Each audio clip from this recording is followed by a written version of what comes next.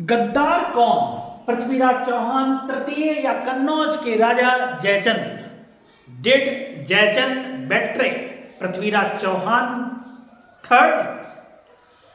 इतिहास चाहे वैश्विक स्तर का हो या फिर भारत का, जिसका जैसा प्रभाव वर्चस्व था वैसा ही इतिहास लिखा गया और वही इतिहास हम आज तक पढ़ते आ रहे हैं। लेकिन आज हमारे सोचने, समझने और तर्क शक्ति में इजाफा हुआ है, तो अब इतिहास को अपनी बौद्धिक और तार्किक रूप में पढ़ने और समझने की आवश्यकता है। भारतीय इतिहास के ऐसे बहुत से अनकहे, अनछुए पन्ने हैं जिनका इतिहास में कहीं जिक्र नहीं। जो कथारूपी इतिहास राजाओं, योद्धाओं और विजेताओं की प्रशंसा में लिखा गया, वही इतिहास आज हमारे सामने है। हालांकि वर्तमान सरकार कुछ हद तक इतिहास की पुस्तकों में सुधार कर रही है, लेकिन वह भी सुधार सिर्फ राजनीतिक स्तर पर ही दिखाई देता है। उदाहरण के रूप में, जो जीता वही सिकंदर आज भी कहावत में है। वही सिकंदर जिसका सामना भारत के वीरों से हुआ था, जिसने 9 फीट लंबे पोरस से युद्ध लड़ा। पोरस ने बहुत ही वीरता से युद्ध लड़ा। सिकंदर जो कि विश्व विजेता बनना चाहता था, उस पर पोरस ने लगाम लगाई। अपनी बहादुरी के बल पर सिकंदर को सत्य के लिए मजबूर कर दिया। सिकंदर भारत से घायल होकर, पिटकर, हार कर वापस गया। उसके सेनापति सेल्यूकस निकेटर ने अपनी बेटी हेलेना का विवाह चंद्रगुप्त मौर्य से किया और हजारों घोड़े, हाथी सहित 4 देश दहेज में दिए। फिर भी कहते हैं जो जीता वही सिकंदर, जबकि कहना तो यह चाहिए जो जीता वही पोरस, वही चंद्रगुप्त मौर्य, और जो हारा वही सिकंदर। लेकिन जैसा इतिहास लिखा है वैसा पढ़ना है। देश के सच्चे इतिहास को जाने, कहीं सुनी बातों पर विश्वास ना करें। जो देश का सच्चा इतिहास है उसे जानने की कोशिश करें, कहीं सुनी बातों पर ध्यान ना दें। भारत के कुछ राजा ऐसे भी हुए हैं जिन्होंने गद्दारी खुद की, लेकिन उनके दरबारी कवियों और लेखकों ने गद्दार दूसरों को बना दिया और इस गद्दारी की किंवदंती आज तक प्रचलित है। ऐसे ही एक राजा हुए हैं पृथ्वीराज चौहान तृतीय। उनके दरबारी कवि चंद्रबरदाई, जिन्होंने पृथ्वीराज रासो लिखा। अगर दरबारी कवि हैं तो अपने राजा की तारीफ लिखेंगे ना, जो कि पृथ्वीराज चौहान के विषय में जानकारी का प्रमुख स्रोत है। चंद्रबरदाई द्वारा लिखा पृथ्वीराज रासो, ये वही पृथ्वीराज रासो हैं जिन्होंने अपने ही मौसेरे भाई की बेटी का अपहरण कर गद्दारी की थी। बहुत बड़ा काम नहीं किया था, और परंतु गद्दार जयचंद को बताया गया। उनके कवियों ने जयचंद को गद्दार करार दिया और इसका कारण चंद्रबरदाई का पृथ्वीराज रासो ग्रंथ है। पृथ्वीराज चौहान की कवि चंद्रबरदाई के साथ गहन मित्रता थी। उसने पृथ्वीराज रासो में जो कुछ लिखा, बढ़ा चढ़ा कर लिखा, वही आज दुनिया के सामने है। हिंदी साहित्य के आदिकाल में भी चंद्रबरदाई के पृथ्वीराज रासो का प्रमुखता से जिक्र है। भारतीय इतिहास में भी उस समय के कवियों को चारण या भाट कहा जाता था, जो सिर्फ अपने राजाओं के अप्रिय पर निर्भर हुआ करते थे या आश्रित हुआ करते थे अपने राजाओं पर। उन्हीं के संबंध में लिखते थे। स्वयंवर से किया गया था जयचंद की बेटी का अपहरण। जयचंद किसी भी सूरत में अपनी बेटी का हाथ पृथ्वीराज चौहान को नहीं सौंपना चाहते थे। इसी बीच कन्नौज के राजा जयचंद ने अपनी बेटी के विवाह के लिए स्वयंवर रखा। जब इस बात का पता पृथ्वीराज चौहान को लगा तो वह भरे स्वयंवर के बीच से कन्नौज के राजा जयचंद की बेटी संयोगिता का अपहरण करके ले आया और उसने संयोगिता से गंधर्व विवाह किया। ये सब एक पिता कैसे सहन कर सकता था या कैसे सहन कर सकता है? वर्तमान समाज में भी जब किसी बेटी का अपहरण कर ले या उसे भगा ले जाए तो पिता की इज्जत मिट्टी में मिल जाती है।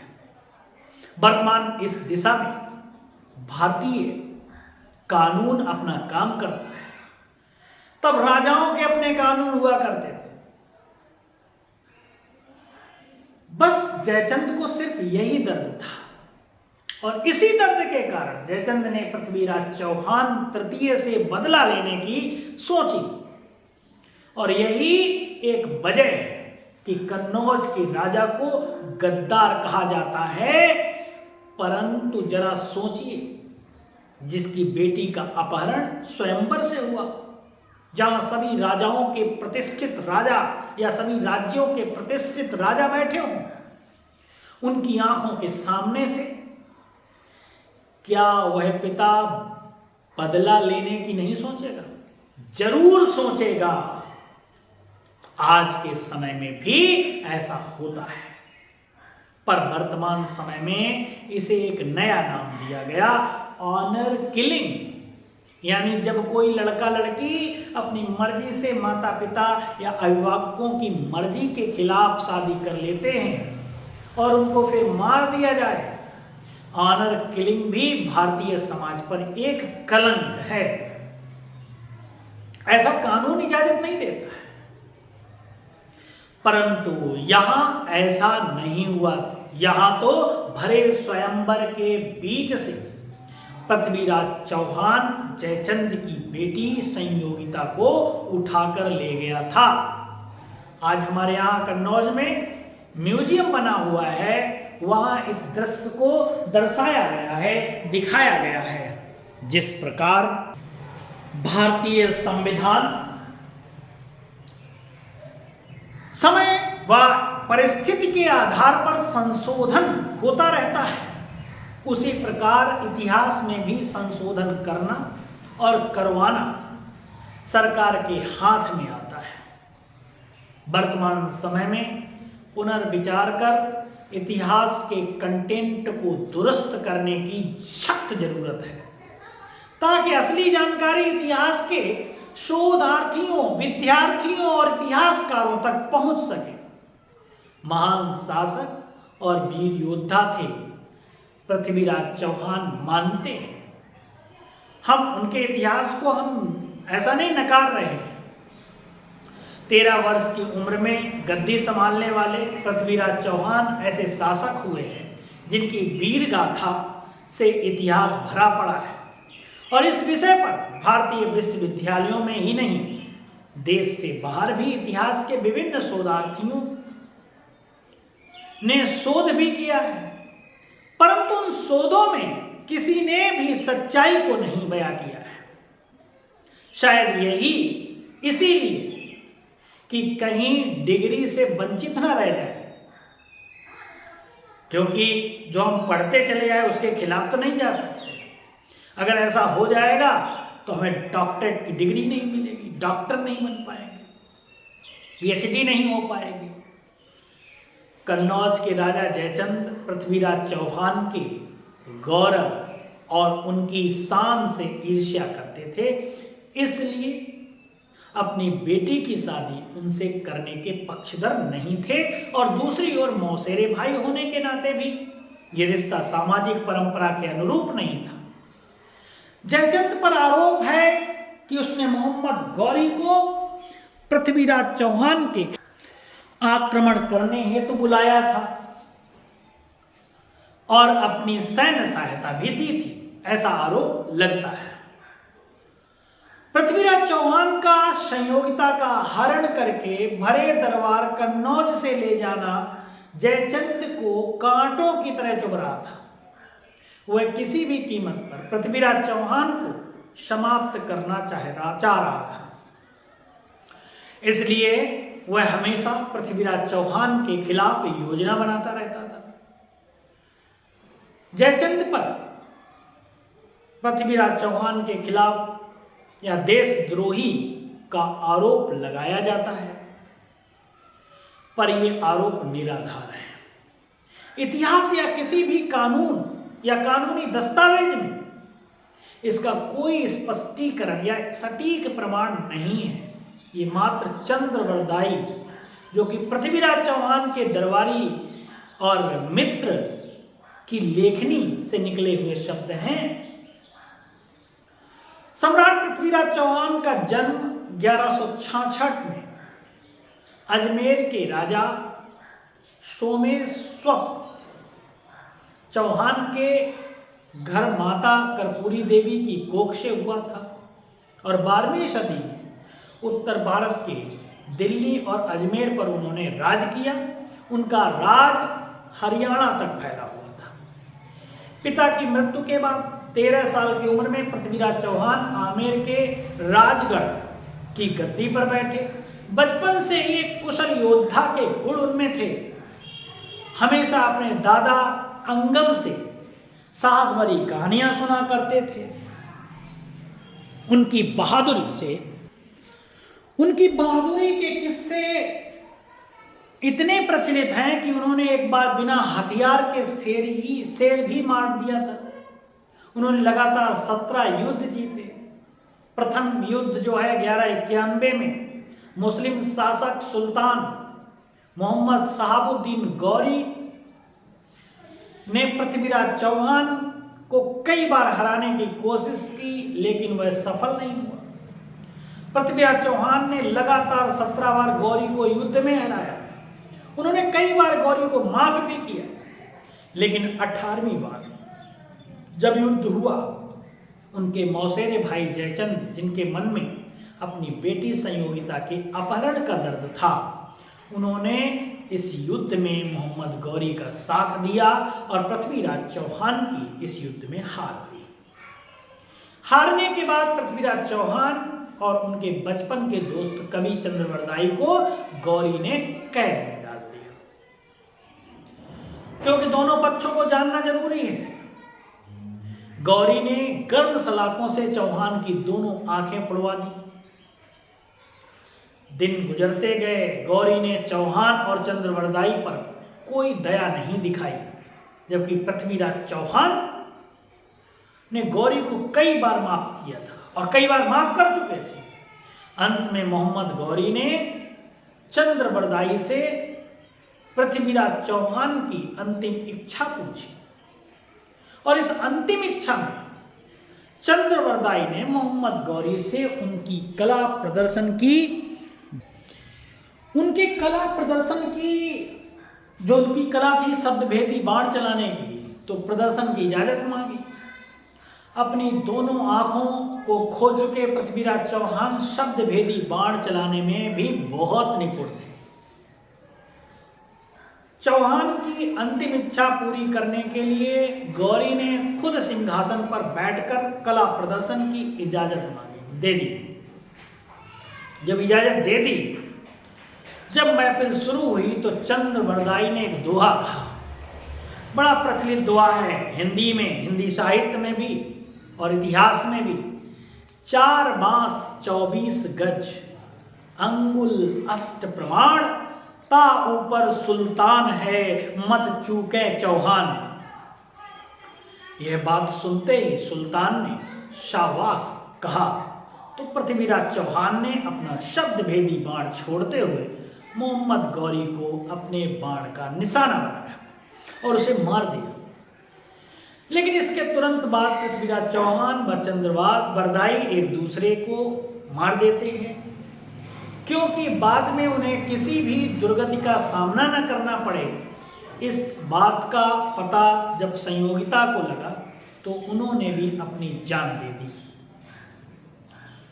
इस बात से नकारा नहीं जा सकता कि पृथ्वीराज चौहान एक महान शासक थे, बाण व युद्ध विद्या में निपुण थे, पर उनकी एक गलती अपने ही मौसेरे भाई कन्नौज के राजा जयचंद की जो बेटी थी उनको भरे दरबार से अपहरण करना, ये उनको इतिहास में बदनाम करता है। और ऐसे नहीं, बहुत ही महान योद्धा थे, आज भी इतिहास उनको याद करता है। इतिहास उसी को याद करता है जो महान योद्धा है। पृथ्वीराज चौहान के खिलाफ मोहम्मद गौरी का साथ देने वाले राजा जयचंद व मोहम्मद गौरी के बीच 1194 में चंदावर के मैदान में युद्ध हुआ। मोहम्मद गौरी ने सेनापति कुतुबुद्दीन ने बाणों से जयचंद की, जो उनके कुतुबुद्दीन ऐबक था, उसके बाणों से जयचंद की आंखें फूट गईं। आंखें फूटने से वह हाथी से गिर पड़े और उनकी मृत्यु हो जाती है। महाराजा जयचंद पर जगत गुरु स्वामी भद्राचार्य जी के दिए गए बयान के बाद मामला और तूल पकड़ गया। राजा जयचंद स्मृति समिति ने इनाम राशि बढ़ाकर 1 करोड़ रुपए कर दी, करते हुए जगत गुरु को चुनौती दी है कि वह महाराजा जयचंद को गद्दार साबित करके दिखाएं। और समिति ने राम भद्राचार्य के वक्तव्य पर नाराजगी जाहिर की। स्वामी जी ने जयचंद के गद्दार होने का दावा किया था और यह भी कहा था कि यदि इनाम की राशि बढ़ाई जाए तो इस बात को साबित कर देंगे।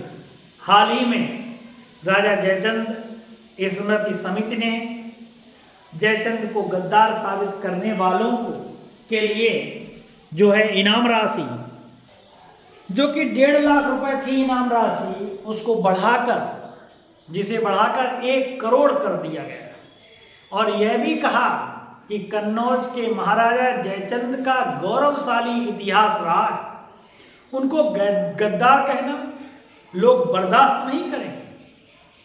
यदि स्वामी जी गद्दार साबित करना चाहते हैं तो वो जो राशि बताएं वही इनाम राशि घोषित की जाएगी।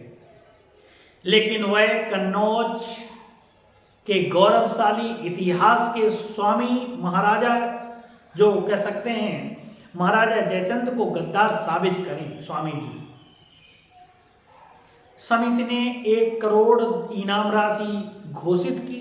समिति गद्दार कहने वालों से धनराशि पूछती है, उसके अनुरूप दी जाएगी। यही आरोप महाराणा संग्राम सिंह पर भी है कि उन्होंने बाबर को इब्राहिम लोदी के खिलाफ भारत में आमंत्रित किया था, लेकिन यह इतिहासकार सिद्ध नहीं कर पाए। जब वह स्वयं इब्राहिम लोदी के क्षेत्रों को छीन रहे थे तो उन्हें किसी बाबर की आवश्यकता नहीं थी। अपने साहस से, अगम्य साहस से वो खुद इतने सक्षम थे कि इब्राहिम लोदी को कई क्षेत्र छीन रहे थे, तो उन्हें बाबर की आवश्यकता नहीं। अफगानों के शत्रु स्वयं अफगान ही थे, न कि राजपूत थे। वही बात करते हैं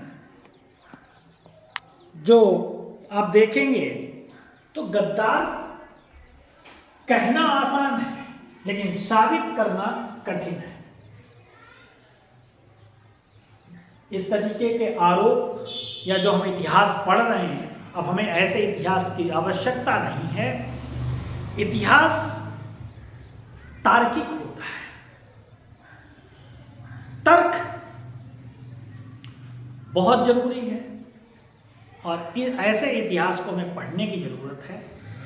उन महान योद्धाओं पर आरोप लगाने से हमारा इतिहास अधूरा रह जाता है। Thanks for watching.